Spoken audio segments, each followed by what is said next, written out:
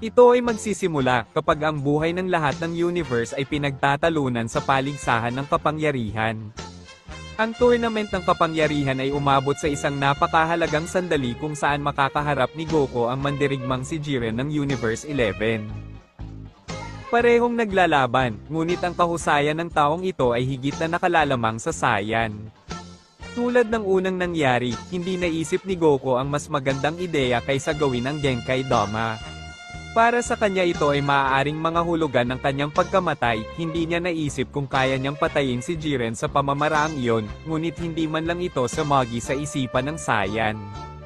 Gayunpaman, hihilingin ni Goku ang tulong ng lahat ng iba pa upang lumikha ng Genkai Dama sa tulong ng lahat ng naruroon. Lahat ay gustong matalo si Jiren. Kaya, ibibigay nila ang kanilang lakas. Gagawin ng Genkai Dama para ihagis ito kay Jiren. Ngunit nakakagulat na ibinalik ito ni Jiren kay Goku, ang mga bagay ay komplikado. Dahil si Goku sa kabila ng paggamit ng lahat ng kanyang kapangyarihan, ay hindi ito mapipigilan. Sa wakas ay makakaapekto ito kay Goku. Ngunit dito ang kwento ay magiging iba. Si Goku na naubos ng enerhiya na ito ay hindi maaaring mamatay. Bago natin ipagpatuloy, maaaring kang mag-subscribe sa channel na ito upang maging updated ka sa mga susunod na bidyong ating ipalalabas. Ngunit hindi makakaligtas dito, sa oras na iyon, iisipin ni Goku ang lahat ng alaala ng kanyang nakaraan. At ito ay mawawala sa oras na iyon sa pamamagitan ng enerhiyang iyon. Samantala, hindi nila tatanggalin si Jiren dahil wala siyang kasalanan. Dahil ang pamamaraan na ito ay ginawa mismo ni Goku. Hindi na nagpakita si Goku pagkatapos noon. At tinanong ni Beerus si Whis kung ano ang nangyari kay Goku.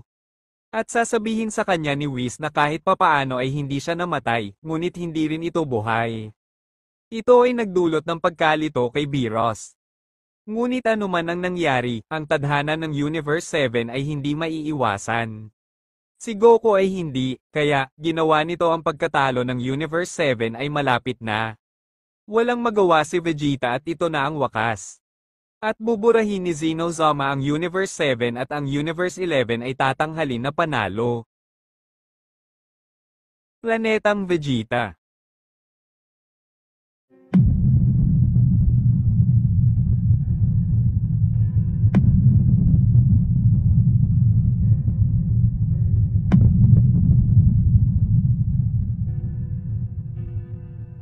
Pero ano ba itong lugar na ito? Nasaan ako? Bakit ako nasa space pod? Oh teka, sino yung mga yon? Kapareho ko ang lalaki, si Goku Black ba? Hindi. Bakit hindi? Nag-uusap sina Bardock at Jane sa sandaling iyon, at pinag-uusapan nila kung paano nila ipapadala si Kakarot sa ibang planeta. Tatanungin ni Jane si Bardock kung bakit siya nag-aalala sa kanyang anak. Ngunit sasabihin sa kanya ni Bardock na minsan sa kanyang buhay, kailangan niyang ipreserba ang isang bagay at higit sa lahat, ang kanyang anak ay nakatadhana na maging isang mababang uri na Saiyan. Si Goku ay makikinig sa pag-uusap na ito at siya ay dinaluhan kung ano ang nangyayari. Teka, tinamaan ako ng Genkai Dama, mas malakas si Jiren, hindi ko siya matalo. Ibig sabihin, kahit papaano ay ipinanganak akong muli, nakikita ko, ang aking katawan ay masyadong maliit, bata na naman yata ako ngayon. Sila ang mga magulang ko, dapat kong sabihin sa kanila na ilabas ako dito. Si Goku sa sandaling iyon, ay susubukang kausapin ang kanyang mga magulang, ngunit hindi siya naririnig ng mga ito dahil nasa loob siya ng space pod at walang tunog na pumapasok o lumalabas dito. Hoy Bardock, hindi mo ba naramdaman yon? Naramdaman kong parang may gustong sabihin sa atin. Jane, anong ibig mong sabihin? Hindi ito ang oras para dito, kailangan nating alisin si Kakarot sa planetang ito ng mabilis. Si Goku sa loob ng space pod, makikita niyang wala ni isa sa dalawa ang nakikinig sa kanya. At ipapadala nila ang space pod ni Kakarot.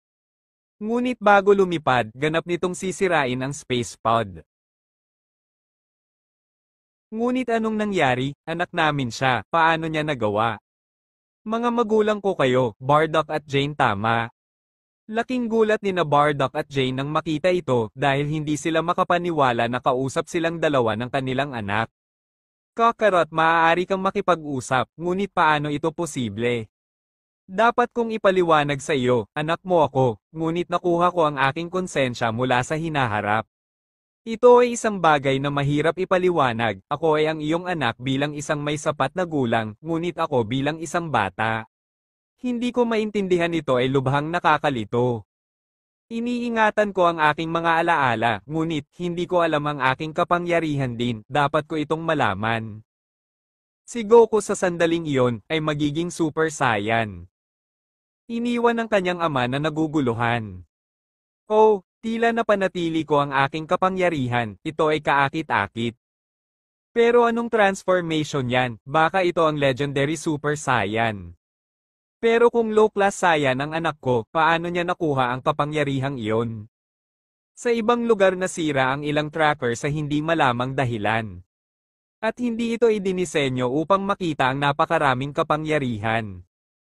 Lahat ay matatakot at sasabihin nila kay Frieza na hindi naniniwala sa kanila. Mr. Frieza, subukan ito sa iyong tracker.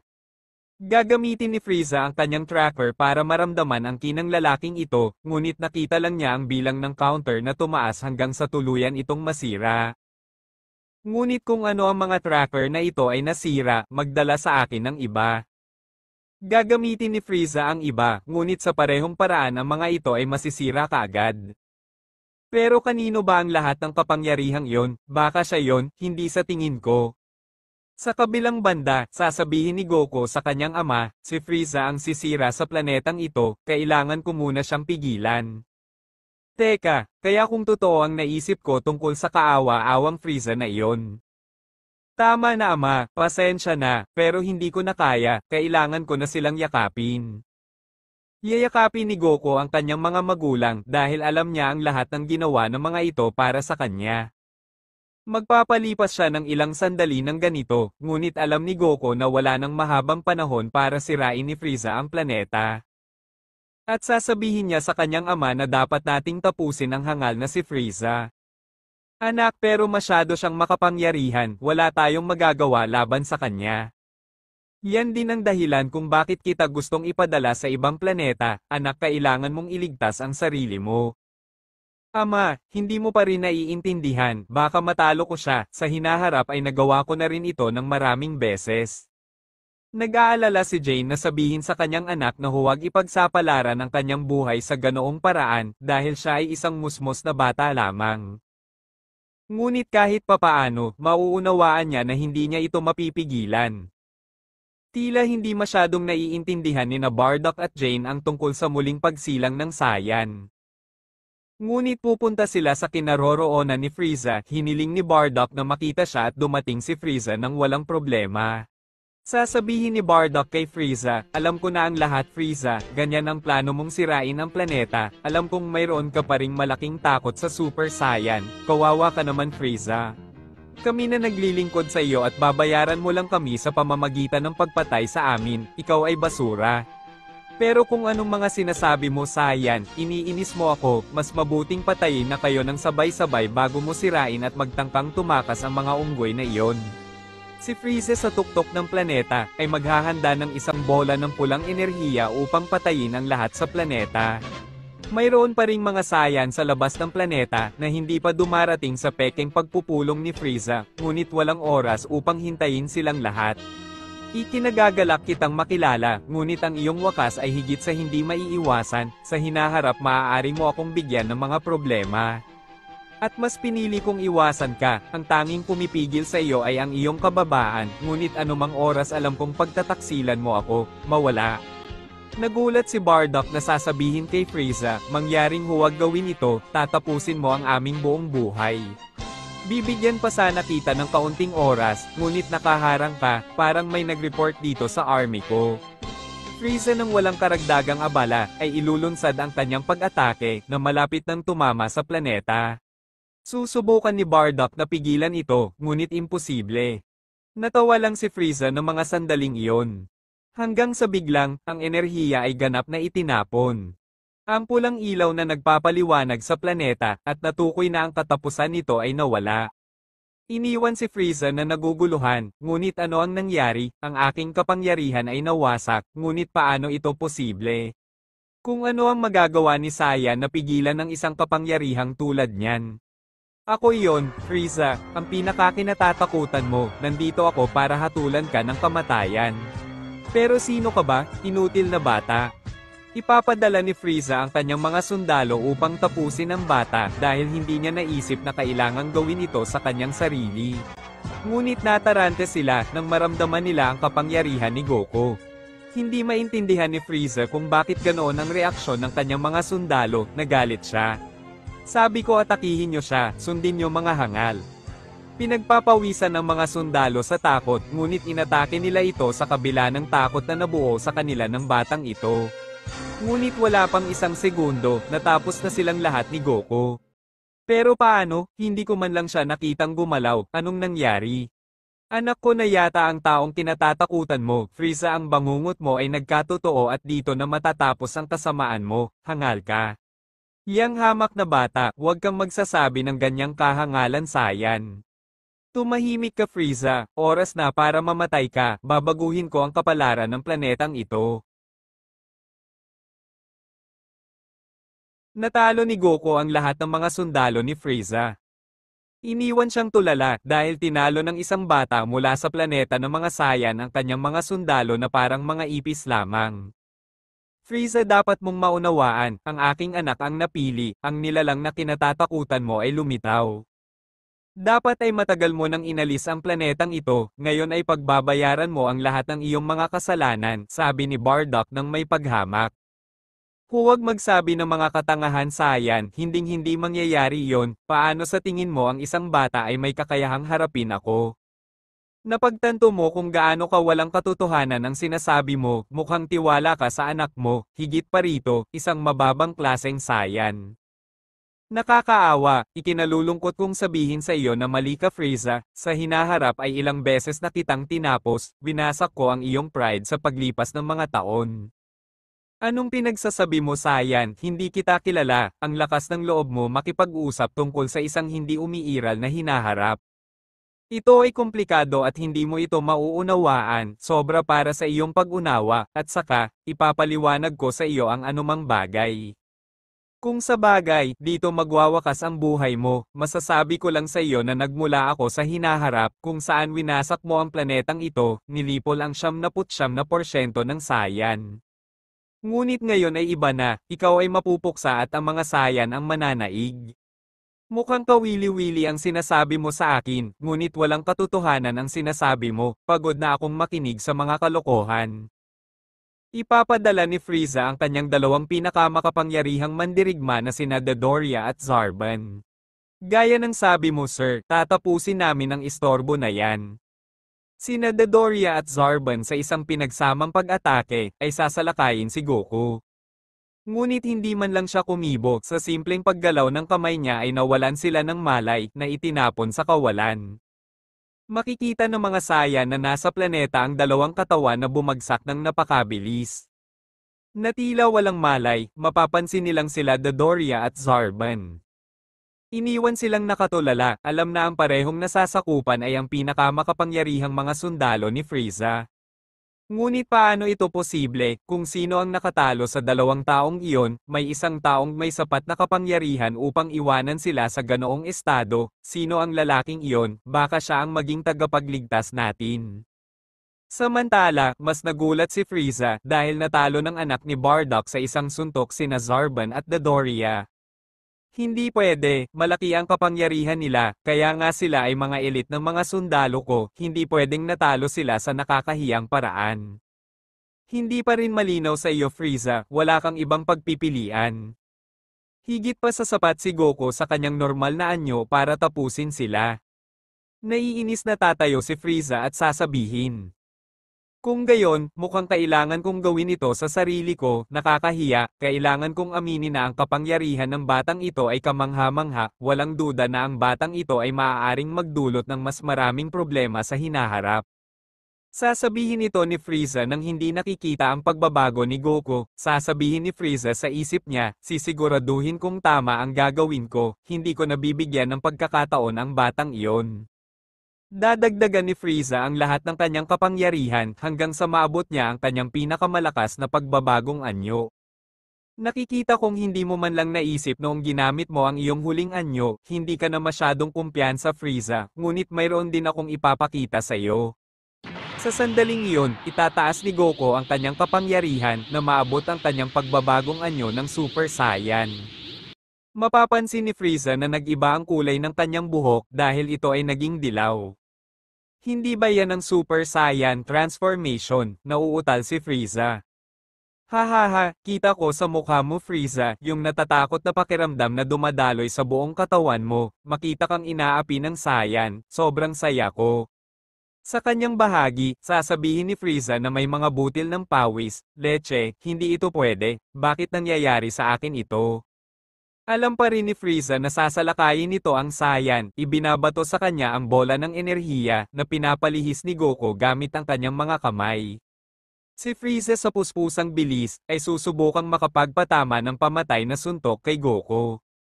Ngunit lilitaw si Goku mula sa likuran ni Frieza at hahawakan siya sa leeg na nagsasabing, "Tutulungan kitang mabulok sa impyerno." Si Goku ay maglulunsad ng isang napakalaking bola ng kapangyarihan sa katawan ni Frieza na ganap na tatapos sa kanya, inaalis ang lahat ng bakas ng kanyang pag-iral. Samantala sa planetang Vegeta, may nagpaalam kay Haring Vegeta na tinapos na nila ang buhay ni Frieza. Sabi mo may nakatalo kay Frieza, imposible yon. Walang mas makapangyarihan kaysa kay Mr. Frieza, dalhin mo sa akin ang gumawa nito ng maayos, dapat ko siyang makausap. Lumapag sina Bardock at Goku sa planeta. At babalaan na hiniling ni Haring Vegeta ang kanilang presensya, kaya sila ay pupunta ng walang anumang problema. Ngunit bago sila pumunta, kinuha ni Bardock ang walang malay na mga katawan ni Zarban at Dodoria upang dalhin sila kay Haring Vegeta. Sabi nila hinahanap mo kami, anong gusto mo? Totoo ba ang sinasabi ng lahat na talo mo ang hangal na Frieza na yon? Tama, hindi na tayo pamumunuan ng hamak na tulad ni Frieza, dinala ko dito ang mga katawan ni Zarban at Dodoria, aalipinin natin sila tulad ng ginawa nila sa atin. Nakita ito ni Haring Vegeta at bakas sa kanyang mukha ang pagkagulat. Totoo nga, inalis mo siya, ito ay pinagtibay ng mga katawan ni Zarban at Dodoria. Ngunit paano ito posible, paano mo ito ginawa Bardock? Hindi ako ang may gawa nito, ang anak kong si Kakarot. Pero siya ay isang mababang klaseng Saiyan, wala itong saysay. Mukhang kailangan kong magpaliwanag sa iyo, ipinanganak akong muli dala ang lahat ng aking alaala at gayon din ang lahat ng aking kapangyarihan. Kaya't alam ko kung ano ang mangyayari sa hinaharap, ngunit ang hinaharap na iyon ay hindi na umiiral dahil lubos kong binago ang kasaysayan ng ating lahi. Hindi ko maintindihan Saiyan, anong ibig mong sabihin? Sasabihin sa kanila ni Goku ang lahat at ipaliwanag kung paano nangyari ang lahat at bigla nilang mauunawaan ang muling pagsilang ni Goku. Bagamat lahat sila ay naguguluhan pa rin. Sa kabilang banda, si Vegeta na kasama ni Raditz sa ibang planeta ay sasabihin ng lahat ng mga Saiyan na si Frieza ay natalo at nagbabalak na sirain ang planeta, nang sila ay magkakasama dahil sa pagpupulong na kanyang ginawa. Iniwan sina Vegeta at Raditz na nagulat, kung ganun, pinlano ni Frieza na tapusin kami. Tila may nakatalo sa kanya at pinigilan iyon. Dahil dito, nailuwa ni Vegeta ang kinakain niya. Paano mo nasabi na may nakatalo kay Mr. Frieza, ngunit may ganoong kapangyarihan? Ewan ko, sinabi lang nila sa akin at inutusan sila ni Haring Vegeta na pumunta agad sa planetang Vegeta. Samantala sa planetang Vegeta, pinakita sa kanila ni Goku ang anyo ng Super Saiyan sa mga naroroon. Teka, iyan pala ang anyo ng Super Saiyan, kaya totoo ang alamat, akala ko kasinungalingan lang. Nakaramdam ng kaunting inggit si Haring Vegeta sa sandaling iyon, na pagtanto na ang anak ni Bardock ay mas makapangyarihan kaysa sa kanyang anak na si Vegeta, bagaman kinailangan niyang lunukin ang kanyang pagmamataas dahil nailigtas niya sila mula sa pagkalipol. Hahaha, Haring Vegeta. Nakikita ko ito sa iyong mukha, alam kong masakit sa iyo na napakalakas ng aking anak, ngunit dapat kang magpasalamat. Samantala sa ibang lugar, Mr. Cold, ipinaalam ng mga mapagkakatiwalaang mapagkukunan na ang iyong anak na si Frieza ay patay na. Pero ano ang sinasabi mong hangal? Huwag kang magsasabi ng mga katangahan, walang makakatalo sa anak kong si Frieza. Sir, hindi ko alam kung totoo, ito lang ang sinabi nila sa akin, tila isang sayan mula sa parehong planeta ang pumatay sa kanya. Iyan ay ganap na hindi totoo, kailangan kong makita para sa aking sarili, hindi pwedeng mamatay ang anak kong si Frieza, lalo na hindi sa kamay ng isang sayan. Tatapusin ni Haring Cold ang sundalong ito dahil sa paniniwalang nagsisinungaling ito sa kanya, ngunit pupunta pa rin siya sa planetang Vegeta kung sakali. Sa kabilang banda, dumating sina Vegeta at Raditz sa Planet Vegeta. Nasasalubungin ni Haring Vegeta, Goku at ang iba pa. Sa wakas ay dumating sila, kung dinala kita dito ay para bigyan ka ng ilang balita at ipakilala ka sa aking kahalili.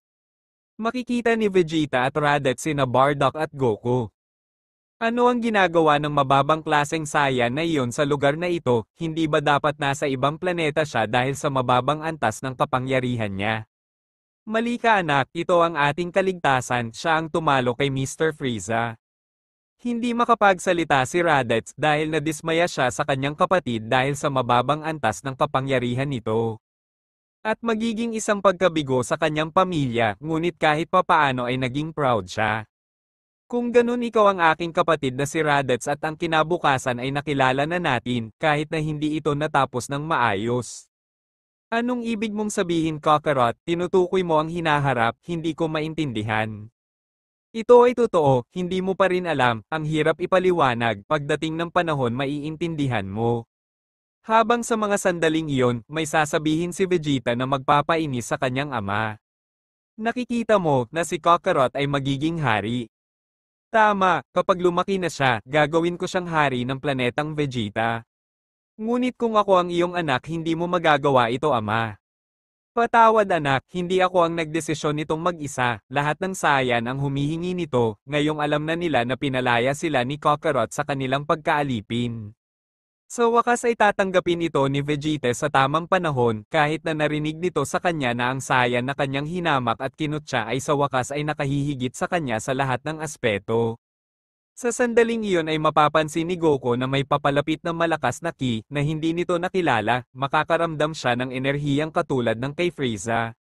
Mukhang may papalapit, pupuntahan ko kung sino ang tatanggap sa kanila at tingnan natin kung darating siya na may mabuting hangarin, bagaman parang pamilya siya ni Frieza, sino kaya ang hangal na ito?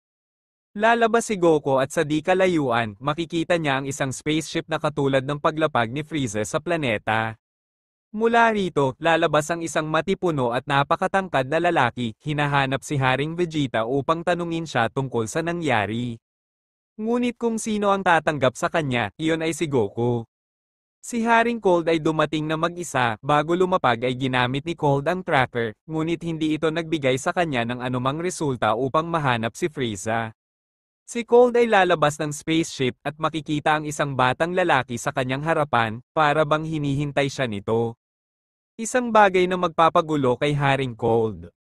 Kaya ang key na iyon ay sa iyo, ngayon naiintindihan ko na kung bakit ito ay katulad ng kay Frieza. Anak, siya ang ama ni Frieza, si Haring Cold, siya ang kumokontrol sa amin bago si Frieza at siya ang nag-iwan sa kanya sa pamamahala sa planetang ito. Nakikita ko, siya pala ang tatay niya, sa tingin ko siya ay dumating na naghahanap para sa parehong kapalaran ng kanyang anak. Matatawa si Haring Cold at sasabihin, hahaha, nakakagulat, anong ginagawa nitong mga Saiyan dito, hindi ako pumunta para kausapin sila. Mas mabuting sabihin mo sa akin, ano ang gusto mo Haring Cold? Sa tingin ko hindi nyo ako bibigyan ng ganyang sagot, mas mabuting umatras ka. Hahaha, natatakot akong hindi iyon mangyari Mr. Cold, hayaan mo akong sabihin sa iyo ang isang bagay. Ang mga malupit na katulad mo ay makakatanggap ng parehong parusa na ibinibigay mo, ako na mismo ang bahala. Susubukan kong maging mabuti sa iyo Cold, bibigyan kita ng pagkakataong hindi ko naibigay sa anak mong si Frieza. Sumuko at humingi ng tawad sa lahat ng Saiyan na nakaluhod at hindi kita papatayin. Anong kalokohan ang sinasabi mo Saiyan, ano ang sinusubukan mong sabihin dyan? Kung sakaling hindi mo pa rin maintindihan, ako ang tumapos sa buhay ng iyong hangal na anak. Alam kong darating ka para dyan, yan ang sagot mo. Tama Mr. Cold, patay na ang anak mo, kahit na hindi ka naniniwala, siya ay napahiya ng husto, namatay siya sa pinakakasuklam-suklam na paraan na posible para sa isang kalahi niya. Leche, tama ang sundalong iyon, patay na ang anak ko. Ang sabi mo pinatay mo siya bata, aaminin ko nagulat ako sa pagiging ama niya at kailangan ko siyang ipaghiganti, kung hindi anong klaseng ama ako. Kung pinatay nila siya, ito ay dahil nagtitiwala siya sa isang kalokohan, ipapadala kita upang batiin siya sa impyerno sayan, pagkatapos kitang tapusin ay tatapusin ko ang hindi niya nagawa, wawasakin ko ang inyong planeta. Samantala sa ibang lugar. Lord Biros naramdaman mo ba yon? Anong ibig mong sabihin Whis? Tila ang immortal na iyon ay isang pinagkakautangan ng kapangyarihan ng mga Diyos. Ano ang pinagsasabi mo Whis? Anong planeta ito? Tila ito ang planetang Vegeta Mr. Biros.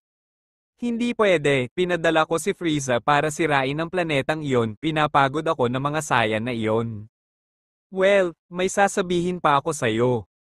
At iyon ay wala ng buhay si Mr. Frieza. Ano ang ibig mong sabihin na wala na siyang buhay, may nakatalo ba sa kanya? Hindi pwede. Tama Mr. Biros, at mukhang si Saya na yon, sa tingin ko siya ang hinahanap mo. Kung gayon Whis, mukhang kailangan nating pumunta ulit sa planetang iyon, ako na mismo ang wawasak nito. Sa planeta ni Biros, sasabihin ni Whis kay Biros ang tungkol sa Saya na nasa planetang Vegeta. Si Whis ang gumising sa Destroyer God Biros nang maramdaman niya ang kapangyarihan ng isang Diyos sa Sayan. Sabihin mo ang mortal na iyon na may kapangyarihan ng isang Diyos kung ito ay umiiral. Tama Mr. Biros, ayon sa nakita ko, ang taong iyon ay may kapangyarihang hindi pa nakikita. Na mas nakakagulat kung iisipin natin na ito ay isang bata lamang. Tapos nagawang talunin ng bata si Frieza, parang karapat-dapat na kalaban. Kailangan kong pumunta sa planetang iyon upang suriin ito sa aking sarili para makita kung gaano kalakas ang unggoy na iyon. Pagkatapos kong talunin siya, tatapusin ko ang trabahong ibinigay ko kay Frieza na hindi niya nagawa.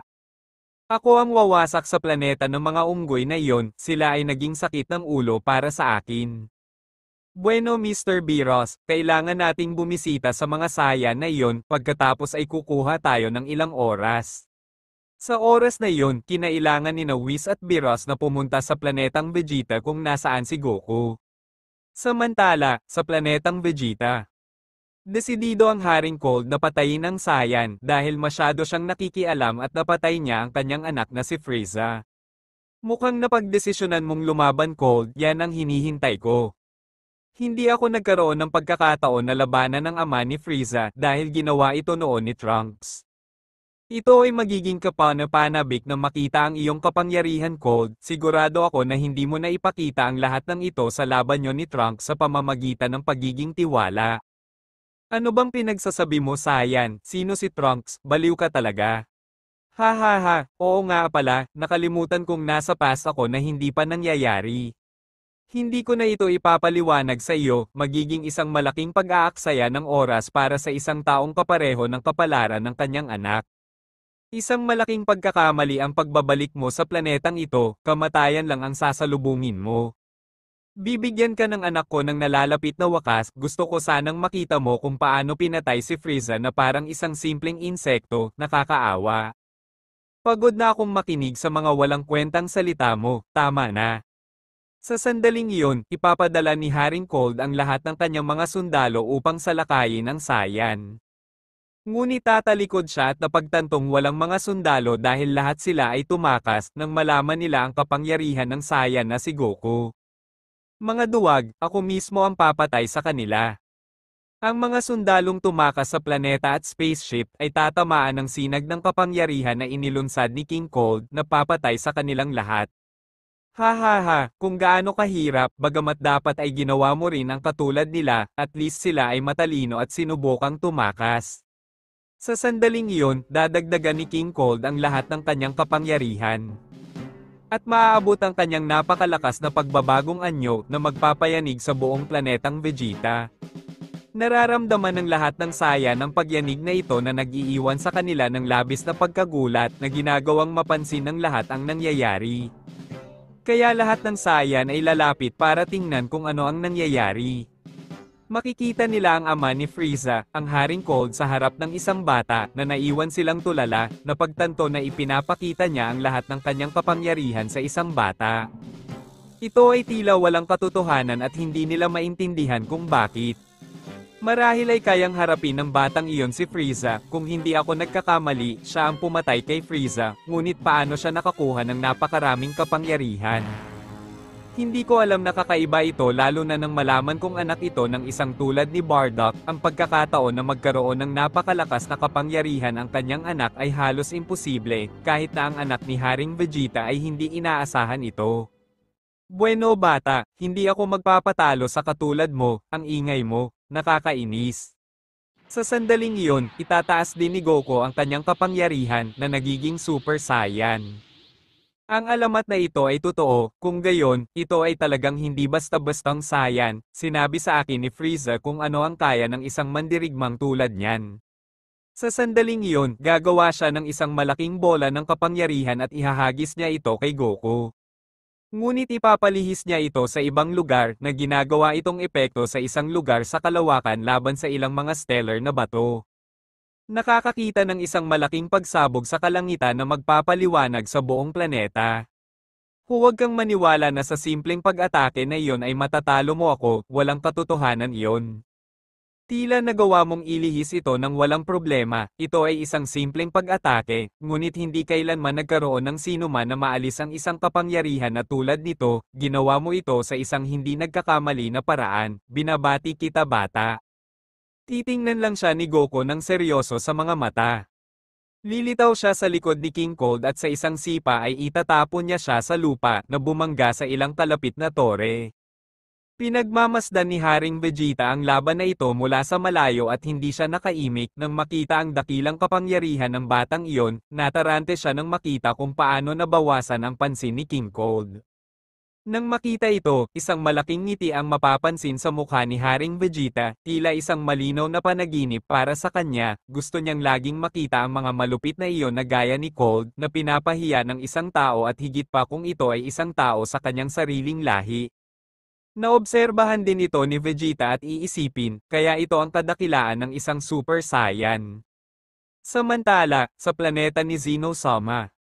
Dakilang Zenosama, nangyayari ang mga bagay tulad ng iyong pinlano, binago ng Saiyan na si Goku ang buong tadhana ng universe, tila sinasamantala niya ang pagkakataong ibinigay mo sa kanya ng napakahusay. Kung gayon ay tama akong ipinanganak siyang muli kasama ang lahat ng kanyang mga alaala at kapangyarihan, na ang Genkai Dama ay ang perpektong dahilan para gawin ito, hindi ko maaaring ipagsapalaran na hindi siya manalo sa paligsahan ng kapangyarihan. Hindi mo ba naisip na dapat nating bigyan ng paliwanag ang Saiyan kung bakit mo ginawa ang desisyon sa kanya? Hindi na kailangan Daishinkan, baka sa hinaharap ay magbago ang isip niya, ngunit sa ngayon, hindi tayo magsasabi ng kahit ano, nakakatuwang pagmasdan kung paano siya umuunlad, ngayong mayroon na siyang iba sa lahat ng mga kakayahan na ito bilang isang bata, mag-e-enjoy akong panoorin ito. Ngunit hindi ba siya makakapunta sa lugar na ito, alam niya kung nasaan tayo. Sa katunayan, mali ka Daishinkan, ginawa ko sa kanya nakalimutan ang lahat ng alaalang iyon na nagpapahiwatig ng aking pag-iral, kahit na naaalala niya ang paligsahan ng kapangyarihan, ngunit hindi lampas sa kontekstong nagpapatunay na bahagi ako noon. Naiintindihan ko dakilang Zenosama, kung gayon magiging tagamasid lamang tayo, hihintayin natin siyang lumaki. Samantala sa planetang Vegeta. Nakikipaglaban si King Cold laban kay Goku at susubukan niyang salakayin ang Saiyan ng hindi handa.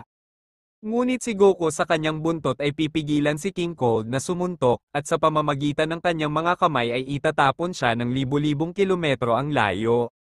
Ngunit gagamit siya ng teleportation upang tapusin siya ng isa pang suntok na nagpabagsak sa kanya sa lupa, ngunit bago tumama sa lupa, aatakihin ni Goku ang likod ni King Cold gamit ang kanyang tuhod dahilan para mapasigaw siya sa sakit. Leche, masyado siyang malakas, sobrang talino niya pagdating sa pakikipaglaban, hindi ito maaaring mangyari. Inaasahan niya ang bawat diskarte ko, anong meron sa batang ito, sa tingin ko, sayang siguro ang pagpatay sa kanya. Inaalok ni King Cold si Goku na maging bahagi ng mga piling tao ng mga sundalo, na maging kanyang kanang kamay at ang lahat ng kayamanan ng universe ay nasa kanyang pangangalaga. Ngunit tahasang tatanggi si Goku na gawin ito, sa tingin mo ay masusuhulan mo ako niyan, huwag kang maging walang muwang, hindi ko kailangan ng anuman yan, sagutin mo lang. Gusto mo bang magpatuloy sa buhay, o hindi? Kung gusto mo, pagkatapos ay luluhod ka sa harap ng lahat ng mga sayan at hihingi ng tawad. Hinding-hindi mangyayari iyon, hindi ko ihihiya ang aking sarili sa ganoong paraan sa harap ng ilang hamak na unggoy. Kung gayon, pinili mo ang kamatayan. Tumahimik ka na lang hangal. Susubukan ulit ni King Cold na salakayin ang sayan. Ngunit aatakihin siya ni Goku ng isang bola ng enerhiya na mag-iiwan sa kanya ng matinding sugat sa lupa. Dahilan para magde-transform siya. Si Goku ay bubuo ng isa pang enerhiya upang mapatay siya. Ngunit bago ito mangyari ay pipigilan ni Haring Vegeta si Goku na sasabihin sa kanya. Huwag mo muna siyang patayin, gusto kong marinig ang mga huling salita niya, gusto ko laging nakatayo sa harap niya na ganito, nakaluhod sa harap ko. Gusto kong sabihin sa iyo ang isang bagay na lagi kong gustong sabihin, ikaw ay ganap na hangal, sinunod namin ang iyong utos dahil higit ka sa amin sa lakas, hindi ka namin irerespeto, ni hindi namin kilala ang anak mo. Palagi naming iniisip na wala kang kakayahan, sa anumang pagkakataon, natutuwa akong nasasabi ko sa iyo ang mga salitang ito sa harap mo, hindi ko na itatago sa isip ko. Ha ha ha, ang sarap sa pakiramdam. Hangal na King Vegeta, alam mo kung ano, mamamatay kayong lahat kasama ko. Sa sandaling iyon, ipapatong ni King Cold ang kanyang mga kamay sa lupa. Bumubuo ng isang mahusay na kapangyarihan sa loob ng ibabaw ng planeta na ginagawang simulan ng planetang ito na sirain ang sarili nito. Hindi pwede, sisirain nito ang buong planeta, lahat ng ginawa ko ay magiging walang kabuluhan, leche, hindi ko maililigtas ang lahat, ano ang dapat kong gawin? Ha ha ha, mamatay kayong lahat. Samantala, sa palasyo ni Zeno Sama. Hindi maaaring mangyari, hindi nangyari ang mga bagay tulad ng inaasahan, kailangan nating makialam, ang isang bagay na tulad nito ay magpapalala sa kwento, ganon din ang mamamatay sa planetang iyon. Huminahon ka dakilang Zeno Sama, huwag mawalan ng pag-asa, hindi mo kailangang makialam, manood ka lang. Samantala, ang planetang Vegeta ay nagsisimula ng mag-crack, ang buong planeta ay sinisira. Sa wakas ang planeta ay ganap na mawawala, na magtatapos sa buhay ni Goku at lahat ng Saiyan, kaya mawawala ang buong planetang Vegeta. Ngunit may kakaibang mangyayari at habang paurong muli ang panahon. Bago ipatong ni King Cold ang kanyang kamay sa planeta upang sirain ito. May naghagis ng kapangyarihan ng Hawkeye kay Cold, pinatay siya. Ngunit anong nangyari, sino ang pumatay sa kanya, wala akong ginawa. Lahat ay tumingala at nakita sina Beerus at Whis, iniwan ang lahat na nagulat. Wala silang kakayahan, dahil sa kawalang ingat na iyon ay muntik niyang sirain ang planetang ito. Kung hindi dahil nagbalik tayo sa nakaraan ang planetang ito ay ganap na mawawasak, hindi ko hahayaang mawala ang planetang ito nang hindi ko nakikilala ang Saiyan, na may kapangyarihan ng isang Diyos. Nakikita ko, kaya naman nakaramdam ako ng kaunting pagbabago sa oras, leche, naging pabaya ako pero natutuwa akong nandito ka, Mr. Beerus, sasabihin ni Goku na may malaking ngiti dahil excited na siyang makitang muli si Beerus. Paano mo nalaman ang pangalan ko Saiyan, hindi naman kita kilala? Iyon ay dahil ipinanganak akong muli kasama ang lahat ng aking mga alaala at kapangyarihan, kaya maaari mong sabihin na tayo ay nasa nakaraan, ako ay mula sa hinaharap. At ang isa mo pang kasama ay si Mr. Whis, nga pala, ikinagagalak din kitang makita muli Mr. Whis. Ito ay mag-iiwan kay Whis na medyo nalilito dahil hindi rin naman siya nito kilala, pero sasagutin lang niya ito ng magiliw, ikinagagalak din kitang makilala Saiyan. Sa sandaling iyon ay mapapansin ni Haring Vegeta ang presensya ni Beerus at luluhod sa harap niya, at sa nanginginig na boses ay sasabihin. Oh Lord Beerus, isang kasiyahan na narito ka, kung ano ang nagdala sa iyo upang bisitahin ang planetang ito. At sabay iisipin niya, leche, ngayon bakit dumating ang Lord of Destruction Beerus? Siya ay dumating upang labanan ang saya na may kapangyarihan ng isang Diyos, at dumating din upang sirain ang planetang ito dahil hindi natupad ni Frieza ang utos na ibinigay ko sa kanya.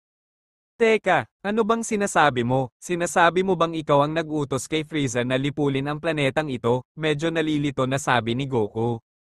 Habang nakikinig dito si Bardock ay iisipin niya, leche, at mayroong higit pa sa lahi ni Cold na malupit.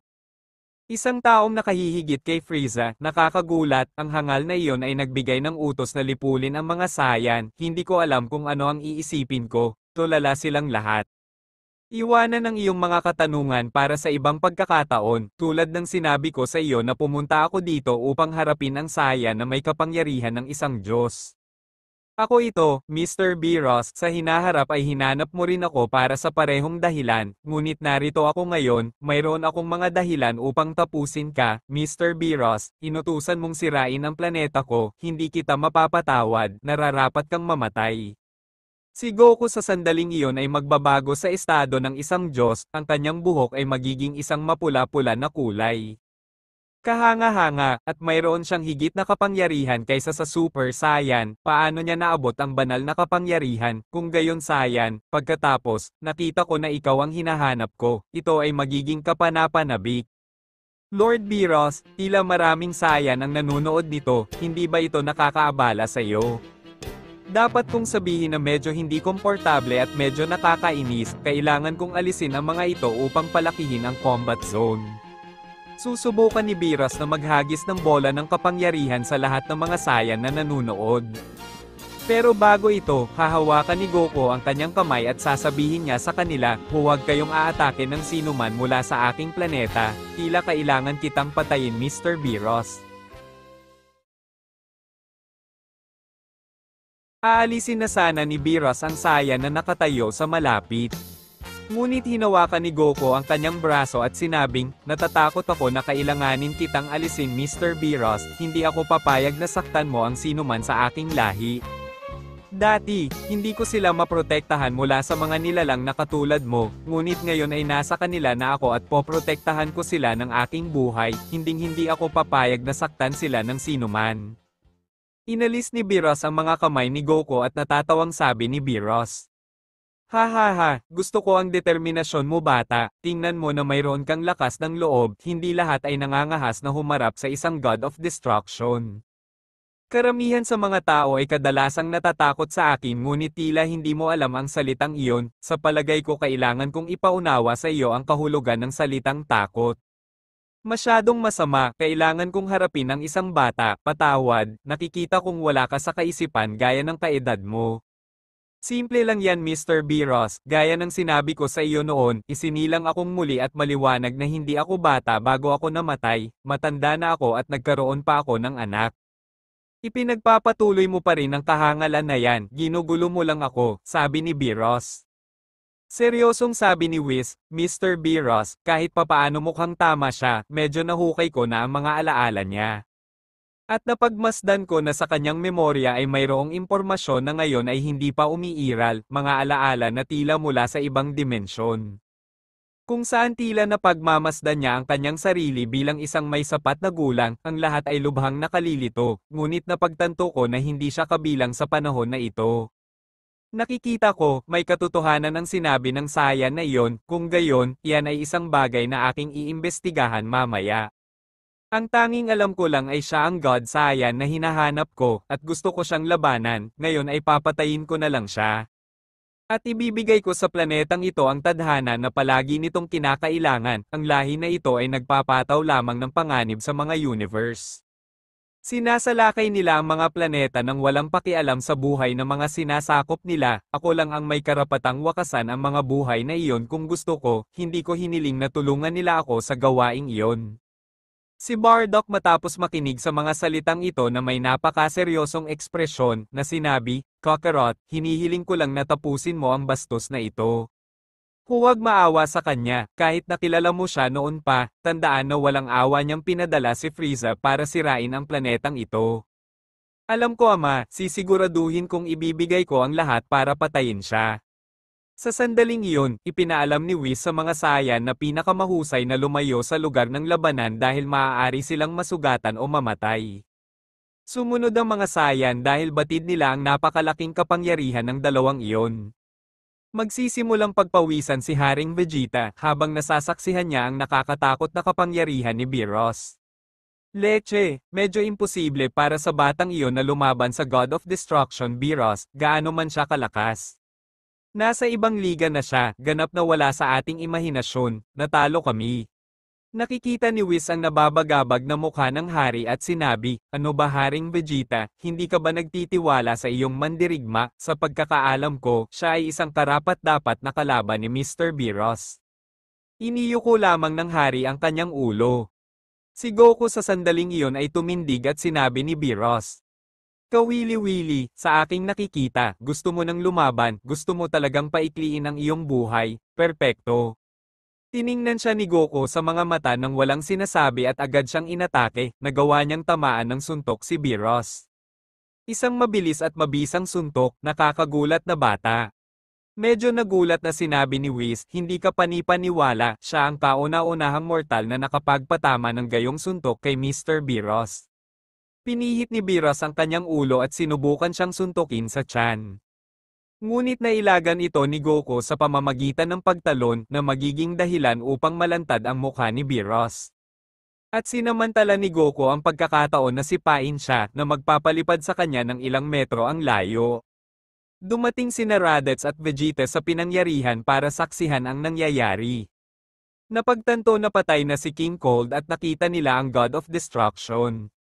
Sa sandaling iyon, bumangon si Beerus matapos tamaan ng sipa ni Goku diretso sa mukha. Aaminin ko masakit talaga. Buong bilis na lumapit si Beerus patungo sa Saiyan, binigyan siya ng maraming suntok, ngunit patuloy silang iniiwasan ni Goku. "Hindi ko kaya," inilalagay ng batang iyon sa problema ang God of Destruction Beerus, "hindi pwede." Si Goku gamit ang kanyang buntot ay susubukang salakayin ang leeg ni Beerus para ma-neutralize siya habang binubugbog siya. Tama na, nakikita ko na malakas ka, gusto kong gamitin ang higit sa 2% ng aking kapangyarihan. Teka, sabi mo 2% lang ng kapangyarihan mo ang ginagamit mo, hindi pwede, kaya hindi mo inilabas ang lahat. Nakakayamot. Si Beerus sa sandaling iyon ay lalo pang nadagdagan ang kanyang kapangyarihan, at mabilis na hinawakan ang ulo ni Goku at ibinagsak ito sa lupa. Leche, hindi ko napigilan, sobrang bilis na ngayon. Tama na ang laro Saiyan, sa totoo lang, mas nagpigil ako nung nakita kitang bata pa, binigyan pa nga kita ng kasiyahan sa pag-atake sa akin, ramdam mo iyon, hindi ito magagawa ng sinuman. Hinawakan ni Beerus ang buntot ni Goku, paulit-ulit siyang sinimulang atakihin sa lupa, ngunit kinagat ni Goku ang buntot ni Beerus, dahilan para bumitaw siya. Leche na bata, mandaraya. Ito ay isang labanan sa kamatayan, kahit ano Mr. Beerus at ako ay lalaban din ng totoo. Maglalaban sina Goku at Beerus na nagiging sanhi ng panginginig ng buong planeta dahil sa mga mapanirang alon na nabuo sa bawat suntok nila. Gumawa si Whis ng isang uri ng harang sa lugar upang maiwasan ang pagkalat ng pinsala mula sa labanan at magdulot ng napipintong pagkawasak sa planeta. Dumating si Jane at nakita ang kanyang anak na paulit-ulit na binubugbog ni Mr. Beerus na nagpaiyak sa kanya, "Hindi ko ito kayang panoorin, mangyaring itigil ang laban." "Manahimik ka Jane, huwag kang makialam, hayaang ipakita ng ating anak kung ano ang kanyang kaya. Huwag mo na lang isipin na makialam kung hindi niya kaya, pagkatapos ay umalis." Ipinikit ni Jane ang kanyang mga mata upang hindi makita kung ano ang nangyayari. "Samantala sa laban, may ipapakita ako sa iyo na mas maganda Mr. Beerus, isa pang mas makapangyarihang pagbabagong anyo." Si Goku sa sandaling iyon ay naging Super Saiyan Blue God na pinalibutan ng asol na aura ang kanyang buong katawan. "Ito ang aking master transformation ng Super Saiyan God State." Nataranta ang lahat sa lugar, walang nakakaintindi kung ano ang pagbabagong anyong iyon, halos hindi nila alam ang sistema ng Super Saiyan at ang God Saiyan, hindi sila makapaniwala na maaaring magkaroon pa ng higit na kapangyarihan si Goku. Alam kong maaari itong maging isang sorpresa sa lahat ng mga Saiyan sa ngayon, ngunit ito ay para sa iyo upang makita ang potensyal na mayroon ang Saiyan, hindi kami tumitigil sa pagtaas ng aming mga kapangyarihan. Wala kaming limitasyon, ito ang dahilan kung bakit tayo mga Saiyan, bukod sa pagiging isang mandirigma, hindi sumusuko. Sa sandaling iyon, lahat ng Saiyan sa planeta na nakasaksi sa laban na ito, ay lumuhod bilang paggalang sa batang Saiyan. Medyo nagulat na sabi ni Beerus, kahangahangang bata, umabot ka sa antas na hindi ko akalain na haharapin ko. Kung gayon masyadong masama, ang laban na ito ang magtatakda ng kamatayan mo Mr. Beerus, gaya ng sinabi ko sa iyo, hindi ako titigil hanggat hindi kita napapatay. Samantala sa palasyo ni Zeno Sama. Dakilang Zeno Sama, tila kahit na nasa katawan ng isang bata, nagawa niyang gumamit ng mga pagbabagong anyo nang walang anumang problema. Nakapagtataka na kayang tiisin ng kanyang katawan ang ganoong dami ng enerhiya dahil hindi siya handang tiisin ito maliban kung nasa edad na siya. Maging ang kanyang katawan ay hindi pa ganap na nabuo, iyon ay maaaring maging sanhi ng ilang mga pagkukulang sa isang labanan, una ay dapat nasanay niya ang katawan sa banal na kapangyarihang iyon. Huwag kang mag-alala Daishin-kan, sa anumang kaso alam niya ang kanyang ginagawa, ngunit kung hindi niya gagawin at masira ang kwento, kailangan kong ibalik ang lahat sa dati, isang panahon kung saan namatay na siya. Ngunit dakilang Zeno Sama, tandaan na ikaw mismo ang nagbabawal ng mga pagbabago sa oras, hindi pa ba sapat na ginawa mo ito ng isang beses? Nakalimutan mo na ba na ako ang king of everything, ito ay sarili kong mga patakaran, sa makatuwid, maaari kong sirain ang mga ito kung gusto ko, at kung ito ay talagang kinakailangan.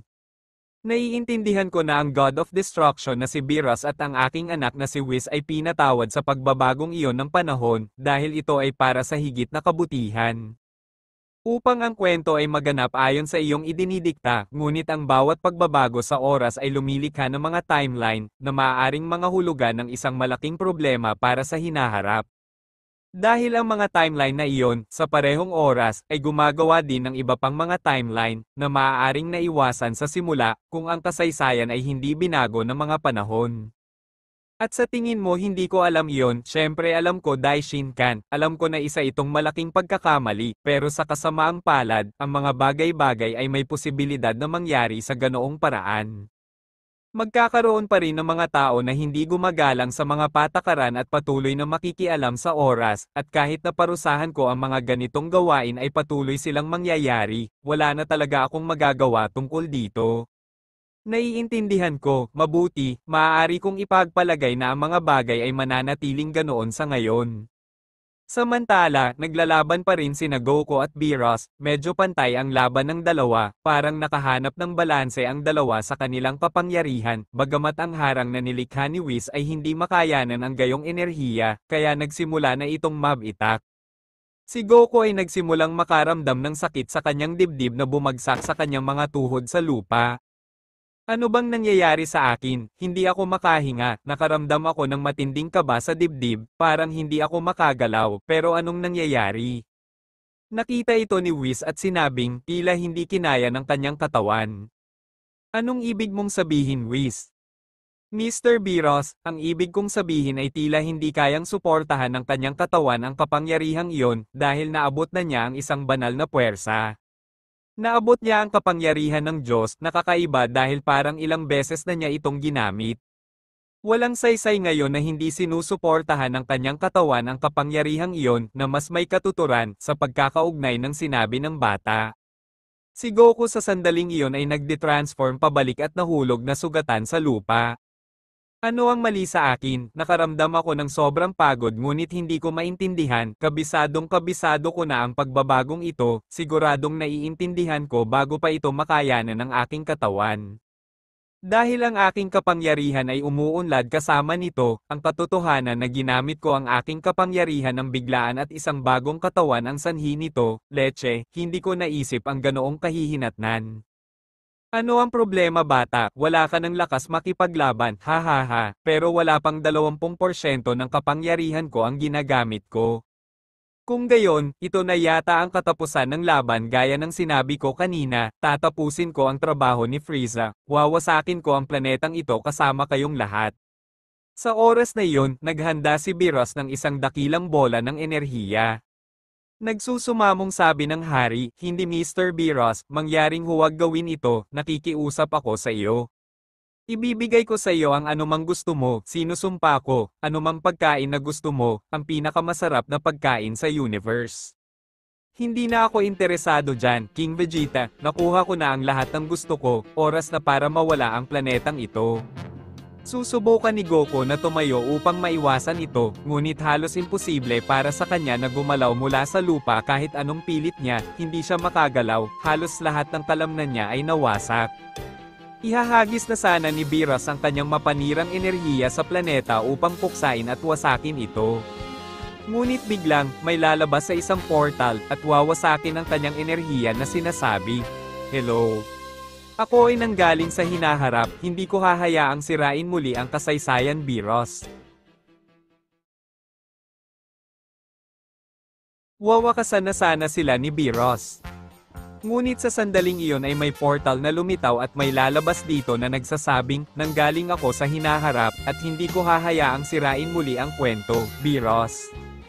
Ang kapangyarihan ni Beerus ay ganap na nawasak ng taong ito na nag-iwan sa kanya na masindak nang makita ito. Si Goku na nasa lupa ay hindi nakaimik nang makita ang mukha ng lalaking iyon dahil siya ay masyadong pamilyar. Sa sobrang hirap paniwalaan, iisipin niyang nasa harapan niya si Goku Black. Ito ay tila ang pinakalohikal, ngunit siya ay mali. Medyo galit na sasabihin ni Beerus sa kanya, "Sino ka sa tingin mo para manghimasok sa sandaling tulad nito? Marahil ay naparito ka upang makibahagi sa kapalaran ng mga taong ito, ngunit anong hangal? Ako si Goku mula sa hinaharap at naparito ako upang maiwasan ang kakilakilabot na pinsalang gagawin mo sa kasaysayan kung sisirain mo ang planetang ito. Nagmula ako sa ibang timeline na naapektuhan nito at gumawa naman ng isa pang timeline na siyang pinanggalingan ko. Naparito ako para iligtas sila. Hindi ko maintindihan, anong timeline ang sinasabi mo? Mr. Beerus, sinusubukan niyang sabihin na kung ano ang binabalak mong gawin, ay gagawa ng isa pang timeline dahil ang tanging katotohanan na nakialam tayo sa oras. Naging sanhi ng paglikha ng isa pang timeline kung saan nagkaroon ng iba't ibang mga kaganapan ang kasaysayan, tila ang sayan ay nagmula sa isa sa mga pagbabagong iyon sa oras, at nais niyang pigilan kung ano ang sa isang punto ay hindi maiiwasan para sa kanyang kasaysayan. Hindi ako interesado dyan, Whis, tsaka bawal ang ginawa niya, at saka, naglakas loob siyang harapin ang isang God of Destruction. Kung ano ang nangyayari sa mundo niya ay hindi mahalaga sa akin, wala akong pakialam sa ganoong bagay, ginagawa ko ang gusto ko.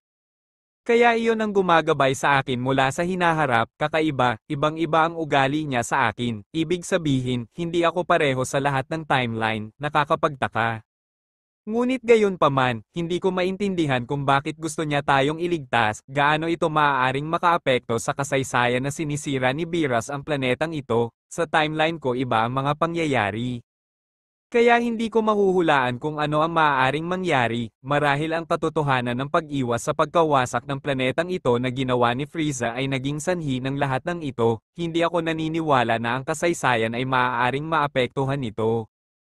Gayunpaman, hindi ko pinagsisisihan na ginawa ko ito, ligtas ang buong pamilya ko at masaya ako dito. Hindi mo alam ang sinasabi mo, bata, sa patakaran, hindi mo dapat pinigilan si Frieza na sirain ang planetang ito, maniwala ka man o hindi, iyon ay nagsisilbi para sa balanse ng universe, nakalulungkot na dapat na alisin ang planetang ito at ngayon ay binabayaran nating lahat ang mga kahihinatnan ng mga pagkilos na iyon. Lilingon siya at makikita ang kanyang mga magulang na nagsasabi sa kanila, "Ako ang inyong anak na si Kakarot at pasensya na sa mga nasabi ko, ngunit ito ang totoo, ikinalulungkot ko na masasaktan kayo nito, ngunit ang kwento ay nangangailangan ng paglipol na iyon." Labis na nalito sina Jane at Bardock dahil ang lahat ng oras na ito ay isang bagay na lubhang nakalilito sa kanila.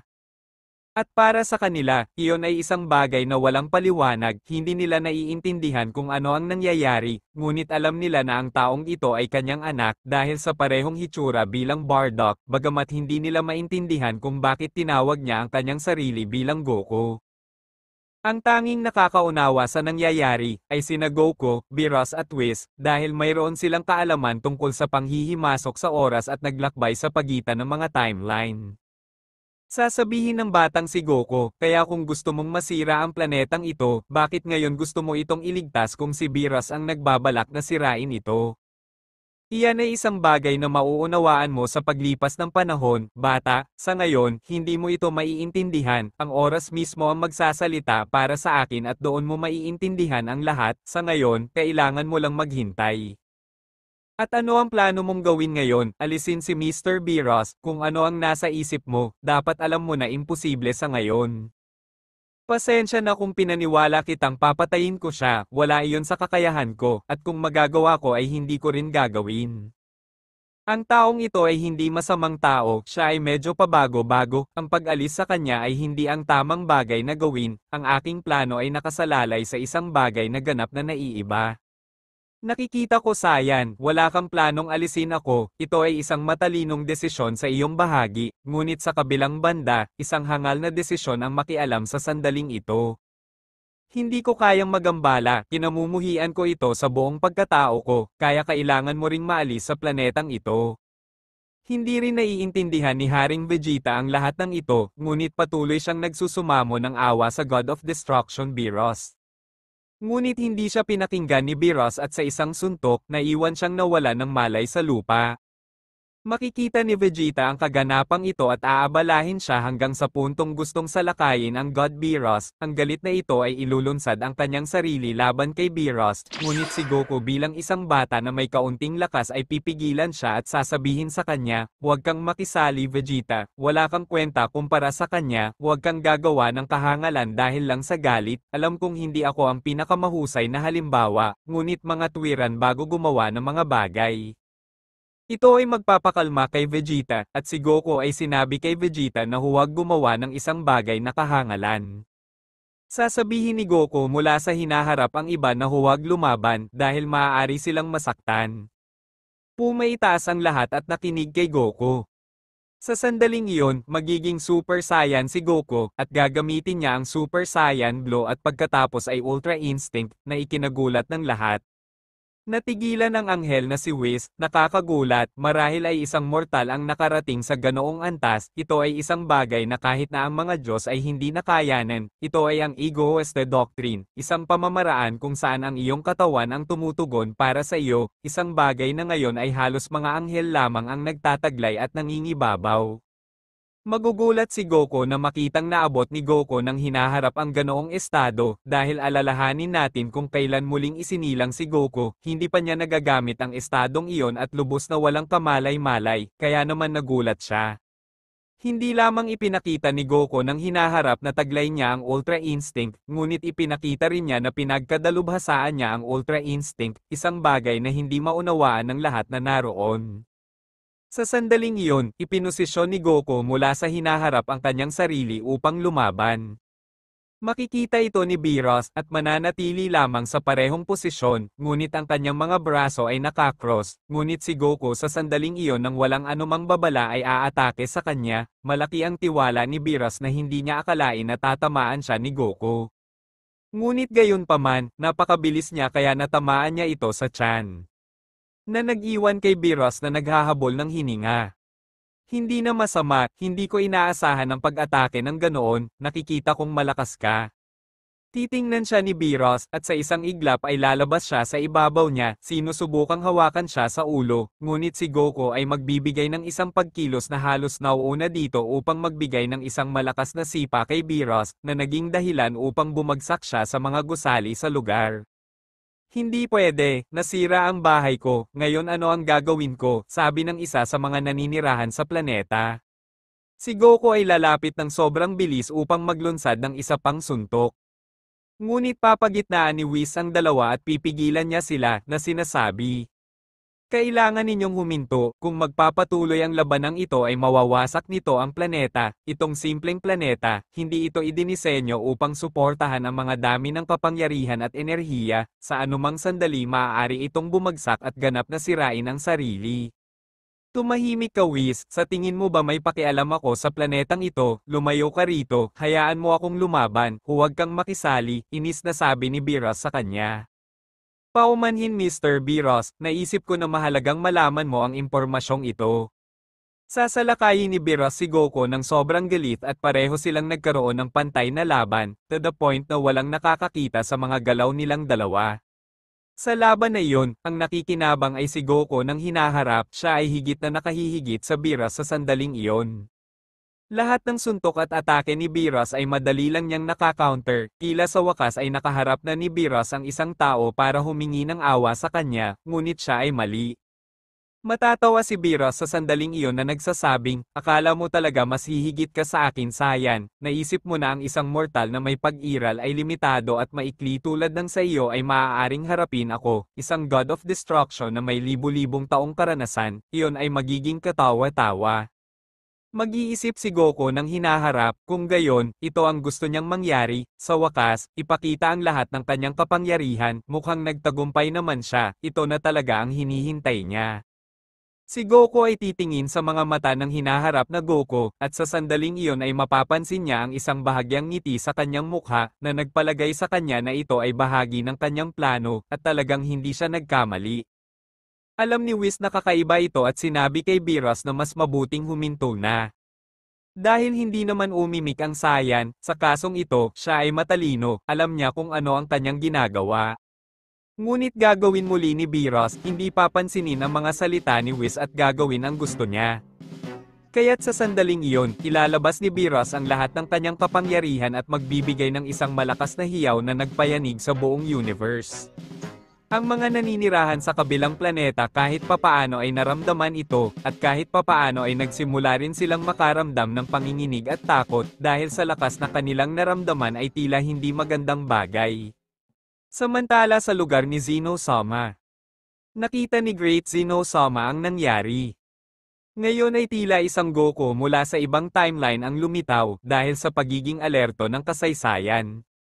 Sinabi ko sa kanya na ang mga timeline sa parehong oras ay lumikha ng iba pang mga timeline at hindi ito maaaring maging mabuti para sa pagkakaroon ng mga bagay. Alam ko Daishin-kan, alam kong magdudulot ito ng mga kahihinatnan, ngunit nagtiwala ako na ang Saiyan ay maaaring muling gumawa ng kasaysayan at mapabuti ito. Maaaring hindi ko inisip kung ano ang kaakibat ng lahat ng ito, kahit na sa tingin ko ay may mas malaking problema, ang dahilan ng taong ito na ngayon ay ginagamit ng God of Destruction Beerus ang lahat ng kanyang kapangyarihan, sa tingin ko oras na para makialam. Hindi Sir Zeno-sama, tandaan mo ang napag-usapan natin noon, hindi tayo makikialam dito, manunood lang tayo sa mga nangyayari sa kaganapan na ito. Ngunit Daishin-kan, hindi mo ba nakikita, ang layunin ng lahat ng ito ay iyon ay manatiling buhay si Son Goku, naiintindihan mo na kung sisirain ni Beerus ang lahat ng iyon. Ang plano ay mabibigo at lahat ng ginawa ko ay para sa kasiyahan. Ngunit dakilang Zeno-sama, kailangan mong maunawaan. Manahimik ka Guardian, lumapit ka dito at aalisin kita. Paumanhin Great Zeno-sama, hindi ko na uulitin.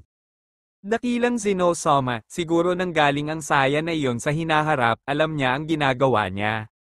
At marahil ito ay kanyang ideya na gagamitin ni Beerus ang lahat ng kanyang kapangyarihan, magsimulang mag-isip bakit may darating sa hinaharap para harapin ang taong alam niyang hindi niya kayang talunin. Samantala, ilalabas ni Beerus ang lahat ng kanyang kapangyarihan laban sa Saiyan na may napakalaking mapanirang aura na nakapalibot sa kanyang katawan. Ngunit sa sandaling iyon, naaalala niya kung paano sa kanyang timeline si Kai-O-sama ay nagturo sa kanya ng isang lihim na pamamaraan, naaalala niya kung paano sinabi sa kanya ni Kai-O-sama. Goku, sa pagkakataong ito ituturo ko sa iyo ang isang pamamaraan na walang nakakaalam, ito ay isang bagay na natutunan ko daan-daang taon na ang nakalilipas, salamat sa katotohanan na binuo ko ito sa mahabang panahon. Ngunit hindi ko ito nagamit dahil napakalakas nito, nangangailangan ito ng sobrang lakas, isang napakadakilang kapangyarihan. At ano ang layunin ng pamamaraang ito na gusto mong ituro sa akin, ano ito? Ito ay tungkol sa paglikha ng isang dimensional na portal upang ikulong ang napakalakas na nilalang sa ibang dimensyon, na makatarungang nilikha upang maglaman ng mga ito. At hindi sila makatakas, kundi buksan ang mga portal na ito at ilak ang mga ito, kailangan mo ng parehong kapangyarihan na mayroon ang kalaban upang buksan ang portal na kinakailangan upang ikulong siya. Ang pagiging kapaki-pakinabang ng diskarteng ito ay medyo hangal dahil bakit mo gustong ilak ang isang tao na may pareho o mas kaunting kapangyarihan na sa iyo? Kapag hindi ito kumakatawan sa isang banta sa iyo, isa lamang itong potensyal na pamamaraan na hindi na kailangan ng sinuman dahil ito ay magiging walang katotohanan. Pero ituturo ko ito sa iyo dahil mahalaga na alam mo ito, nais kong makakuha ka ng parehong kaalaman tulad ng sa akin at mga diskarte. Kung balang araw ay hindi na ako umiiral, kahit papaano ay mayroon kang buhay na alaala ng aking mga turo. Sige Kai Osama, turuan mo ako ng teknik na yan, gusto kong matutunan ito. Malapit ng tamaan ni Beerus si Goku mula sa hinaharap, ngunit sasabihin ni Goku, Soul Locker. Ginamit ni Goku mula sa hinaharap ang sariling kapangyarihan ni Beerus at ginamit ito laban sa kanila, paglikha ng isang portal na may sariling enerhiya ng God of Destruction. Leche, bakit ganito? Kung bakit lumalabo ang paningin ko, hindi ako makagalaw. Pasensya na Beerus, gusto mong mangyari ito. At sa sandaling iyon, mawawala si Beerus sa lugar na iyon dahil kinulong siya ng sarili niyang kapangyarihan. Natahimik ang iba nang makita ang ginawa niya. Lumuhod si Haring Vegeta sa kanyang harapan, nagpapasalamat sa kanya. Lalapitan ni Goku ang Goku ng hinaharap.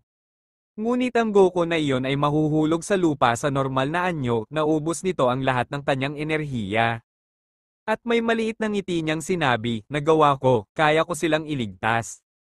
Ilalagay ni Whis ang kanyang mga kamay sa kanyang ulo at sasabihin, paumanhin Mr. Beerus, binalaan kita ng mabuti, ngunit hindi ka nagtiwala sa akin, ngayon tingnan mo kung ano ang nangyari sa iyo dahil doon, sana ay magmuni-muni ka kung nasaan ka man. Lumipas ang ilang oras at makakabawi si Goku mula sa hinaharap at sasabihin sa kanila, kung gayon, sa tingin ko tapos na ang trabaho ko dito, aalis na ako sa lugar na ito. Ngunit huwag kang umalis, kailangan kong magtanong sa iyo ng ilang mahahalagang katanungan, sasabihin ito ni Goku, ngunit nang mapagtanto niya, nawala na si Goku mula sa hinaharap. Samantala sa lugar ni Zeno-sama. Alam niya na ang Saiyan ay may kung ano sa kanyang mga kamay.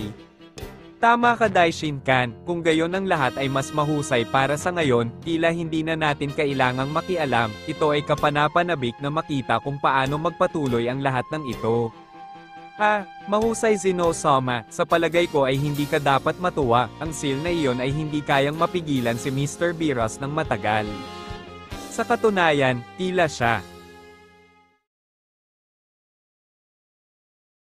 Napansin ni Daishinkan at Zeno-sama na ikinulong ni Goku nang hinaharap ang God of Destruction Beerus. Ginagawa silang pareho na walang pakialam dahil si Beerus ay kinakatawan ng isang malaking banta sa mga Saiyan. Kung gayon, mukhang hindi na natin kailangang makialam, ang kwento ay magagawang sundin ito ng tama. Dakilang Zeno-sama, sa tingin ko ay mali ka, ang God of Destruction Beerus ay mas makapangyarihan kaysa sa iyong iniisip. Tandaan, na isa siya sa pinakamalakas sa lahat ng God of Destruction, hindi ko iniisip na ang enerhiyang iyon ay maaaring magkulong sa kanya ng matagal. Huwag magmadali Daishinkan, nagdududa ka ba sa mga kakayahan ng Saiyan? Tandaan, na ang enerhiya kung saan siya nakakulong ay sa kanya, halos parang kinulong ni Beerus ang sarili sa kanyang sarili.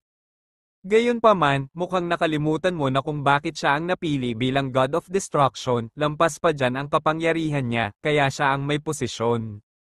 Itigil ang pagiging negatibo Daishinkan, magkaroon ng kaunting pag-asa. Wala na akong sasabihin sir, obserbahan mo na lang ng sarili mong mga mata. Samantala sa planetang Vegeta, lumipas ang 2 araw pagkatapos nilang madakip si Beerus. Si Goku ay nagsasanay kasama si Vegeta dahil pumunta si Vegeta sa kanya matapos makita ang napakalaking kapangyarihan na mayroon siya. Iniwan ni Vegeta ang kanyang pagmamataas nang mapagtanto niyang hindi siya ang pinakamakapangyarihan sa planeta ng mga Saiyan, gaya ng kanyang pinaniniwalaan. Habang si Bardock ay buong pagmamalaki na nakita kung paano nagsasanay ang kanyang anak kasama si Prince Vegeta. Ang aking pinakamalaking pagmamalaki, wala akong inaasahan mula sa iyo ngunit ako ay mali, hindi ko naisip kung ano ang kaya mo, ikaw ay nakatadhana na maging isang mababang uri ng mandirigma at iyon ang dahilan kung bakit plano kong ipadala ka sa Earth, isa lang ang layunin ko para sa iyo at iyon ay ang mabuhay. Gusto ko lang mabuhay ka at sasabihin niya, iniligtas tayo ng aking anak mula sa pagkawasak ng planetang Vegeta, sa kamay ng pinakadakilang malupit sa universe, ang nagpaalipin sa atin ng ilang taon sa kanya, mahal kita anak, iisipin ito ni Bardock na may bahagyang ngiti sa kanyang mukha. Habang kapwa sina Dodoria at Zarban na nahuli ng mga Saiyan noong nakaraan, ay inalipin at pinahirapan bilang paghihiganti ng mga Saiyan.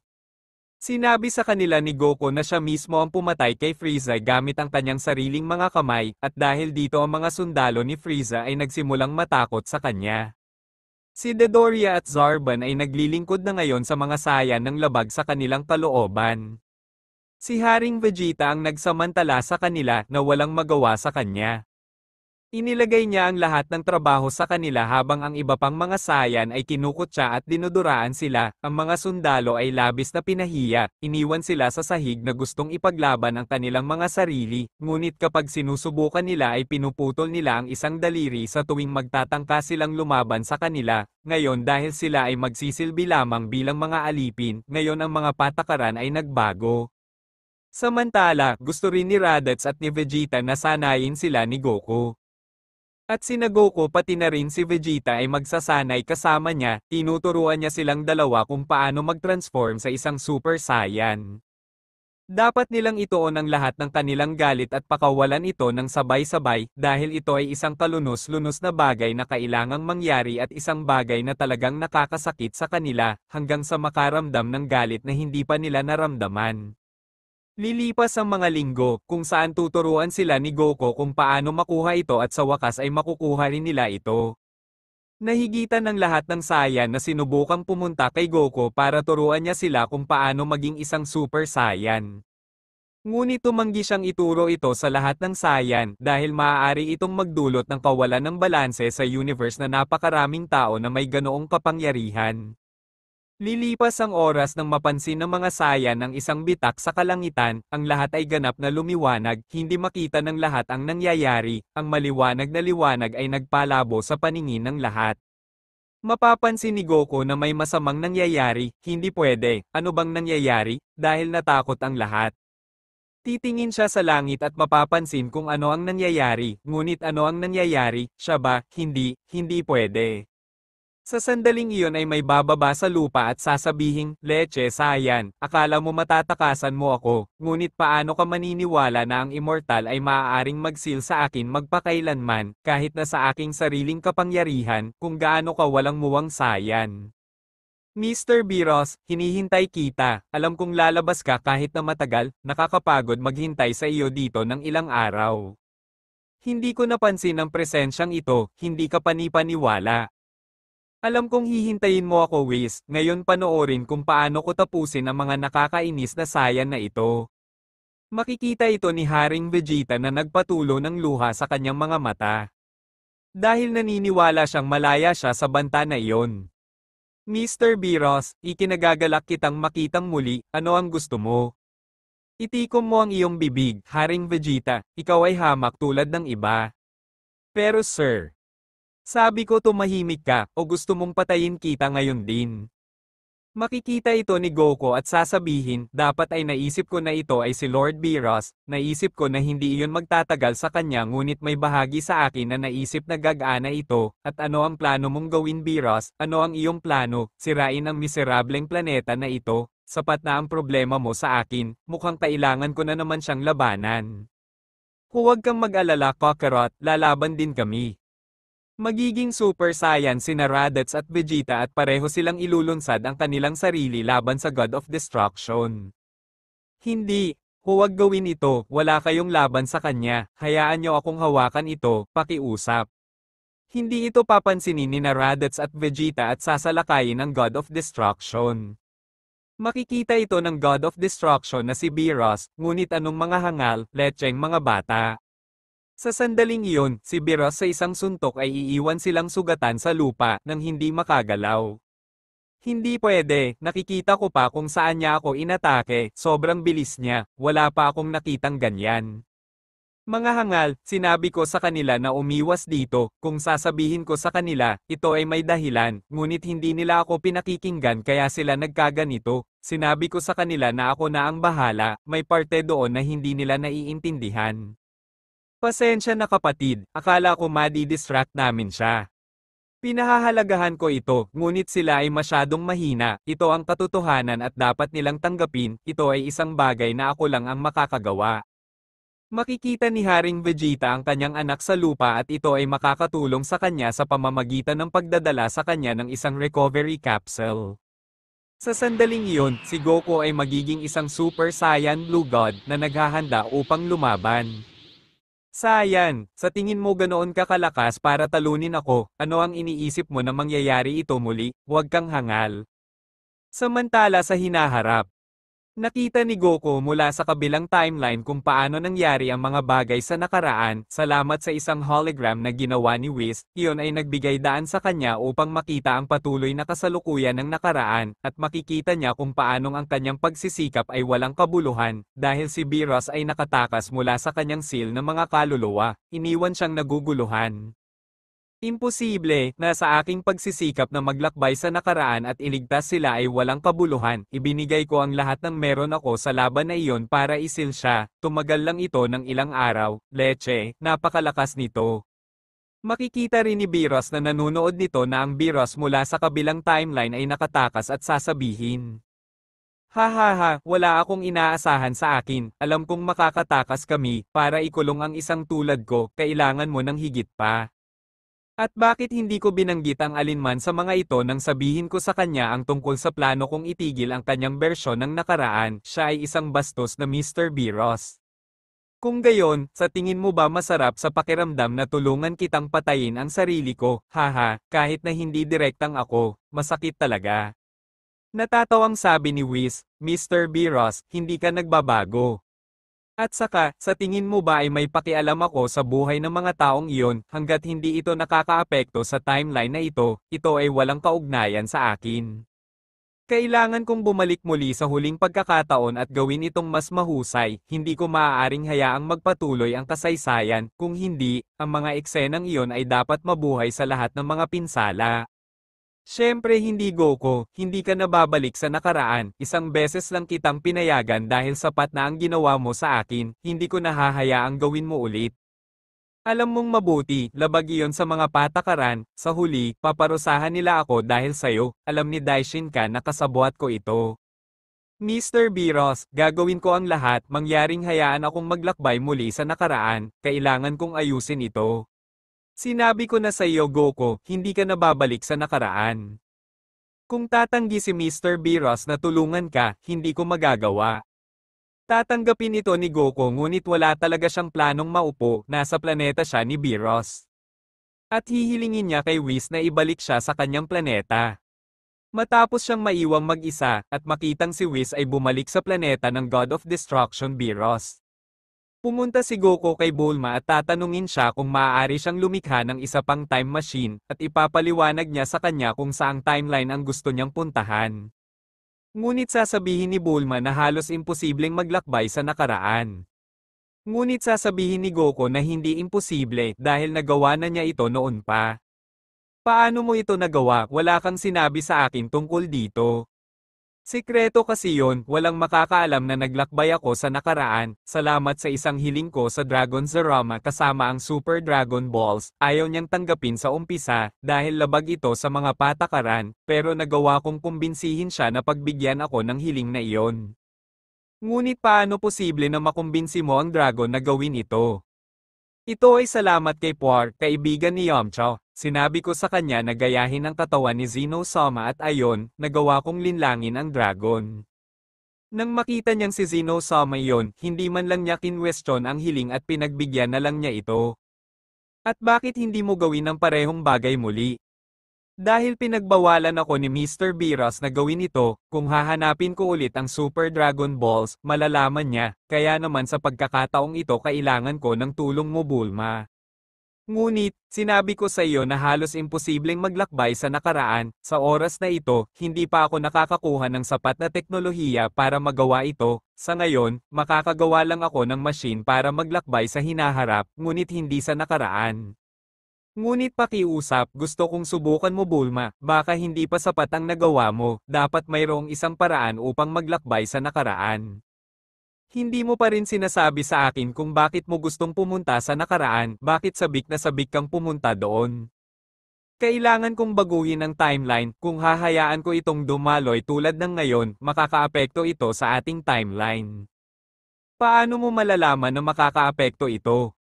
Nakipag-usap ako sa Oracle Fish habang natutulog si Biros, at sinabi niya sa akin ang premonition, sinabi niya sa akin na kailangan kong ihinto ito sa lalong madaling panahon, dahil mayroon siya nito sa God of Destruction Biros, ngunit hindi niya ito sineseryoso. Naiintindihan ko, Goku, nakikita kong seryoso talaga ito, susubukan kong tulungan ka dito, gagawin ko ang aking makakaya upang gawin ang machine na iyon, kailangan ko lang na hanapan mo ako ng ilang partikular na materyales. Ang paglalakbay sa nakaraan ay mas komplikado kaysa sa paglalakbay sa hinaharap, kaya hihilingin ni Bulma kay Goku ang napakabihirang elemento, tulad ng rhodium, 10 gramo ng antimatter, 450 gramo ng Californian nuclear paste at iba pa. Magagawa ni Goku na mahanap ang bawat isa sa mga bagay na ito, ngunit sa ilan, kailangan niya ang tulong ni Shenron mula sa Earth upang makuha ito. Mapapansin ni Biros na sa Earth ay may tumawag kay Shenron Dragon, ngunit hindi ito naging mahalaga dahil siya ay mula sa Earth. Nagulat si Bulma nang makitang dinala sa kanya ni Goku ang lahat ng hiniling niya. Lalo na nang makita niyang nakuha niya ang nuclear paste at inilagay ito sa garapon, kinailangan ni Goku na gamitin ang ilan sa kanyang kapangyarihan upang makontain ang nuclear paste sa garapon. Pagkatapos nito, magsisimula si Bulma sa pagtatayo ng time machine. Habang hihilingin ni Goku kay Whis na magsanay sa planeta ni Biros, habang si Bulma ang gumagawa ng machine para hindi sila maghinala. Samantala sa nakaraan, sa planet Vegeta, nag-transform ang batang Goku sa isang Super Saiyan Blue na anyo at ilulunsad niya ang kanyang sarili upang salakayin si Biros, kaya napaatras si Biros. Ngunit ito ay hindi gaanong mahalaga para sa God of Destruction. Aatakihin ni Goku si Biros, ngunit patuloy itong bumabangon upang ipagpatuloy ang pakikipaglaban. Nabagot si Biros, bibigyan siya ng isang tumpak na suntok sa tiyan na magpapalipad sa kanya ng libu-libong milya ang layo. Bumangga sa ilang bahay at napatay ang mga nasa loob dahil sa malakas na impact na nagdulot ng malaking pagsabog sa di kalayuan. Makikita ito ni Goku at sa higit na pagsisikap ay ilulunsad ang sarili laban sa God of Destruction. Magagawa lamang ni Goku na tamaan siya ng ilang suntok, ngunit wala pa rin itong silbi. Grabe, nakakaawa kang bata, naaawa ako sa iyo habang ipinaglalaban mo ang iyong planeta upang maiwasan itong masira, nakakahiya, wala kang magagawa. Nakikita ko ang desperasyon sa mga mata ng lahat ng mga Saiyan na ito, alam nilang malapit na silang mapuksa. Hahaha, walang may gusto, isang lahi na tulad nyo na mananaig sa universe, sila ay isang peste. Si Bardock ay titingin kay Biros na may galit na nakakuyom ang kanyang mga kamao, siya ay nagkaroon ng malaking kawalan ng lakas nang malaman na sa sandaling tulad nito, siya ay isang taong ganap na walang silbi. Makikita ni Jane ang galit ni Bardock at sasabihin sa kanya, kalma lang, hindi mo dapat nararamdaman yun, hindi mo kasalanan ang nangyayari, alam ko ang kahalagahan na mayroon ka para magawa ang anumang bagay, ngunit dapat mong tanggapin ito, kung ang ating kapalaran ay mamatay ngayon, kung ganon, maging ito. Jane, hindi mahalaga sa akin ang buhay ko, ang ikinababahala ko ay ang anak nating si Kakarot, mamamatay siya kasama natin, isang bagay na lagi kong sinusubukang iwasan at ngayon ay isang bagay na hindi maiiwasan. Si Biros na nayayamot dito, ay lumikha ng napakalaking bola ng enerhiya na nagpaliwanag sa buong planeta. Masaya akong makilala ka, ngayon, mawala. Sa sandaling iyon, sa hinaharap ay natapos na niya ang paggawa ng time machine.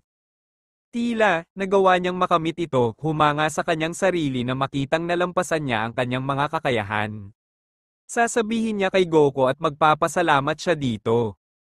Kaya, papasok siya sa time machine, binubuksan ang lahat ng makina. At paglalagay ng mga coordinate ng timeline at ang eksaktong sandali na gusto niyang puntahan. Binuksan niya ang lahat ng makina ng machine. Sa nakaraan, ang mga naruroon ay magsisimula ring mapansin ang isang puting portal na bumubukas na nagpaisip kay Goku, siya ay dumating upang iligtas kami muli, kailangan namin siya. Ngunit nawala ang ngiti sa kanyang mukha nang makita niyang sarado na ang portal na walang lumalabas doon. Pero anong nangyari, ano yon? Samantala sa hinaharap, binuksan ni Goku ang makina, gumagana ito ng maayos, ngunit nang maglalakbay na siya sa nakaraan. Ang machine ay hindi sumusuporta at nagkaroon ng labis na karga ng enerhiya na naging sanhi upang ito ay ganap na nawasak. Hindi ito maaaring mangyari, ano ang nangyari? Tila ito ay isang kabiguan Goku, pasensya na, kinalulungkot ko na ang mga bagay ay nangyayari sa ganoong paraan. Samantala sa nakaraan, sa palasyo ni Zeno-sama. Dakilang Zeno-sama, tila hindi natuloy ang mga bagay tulad ng inaasahan, nawalan sila ng kontrol, ano ang balak mong gawin? Sa kasamaang palad, kailangan nating makialam.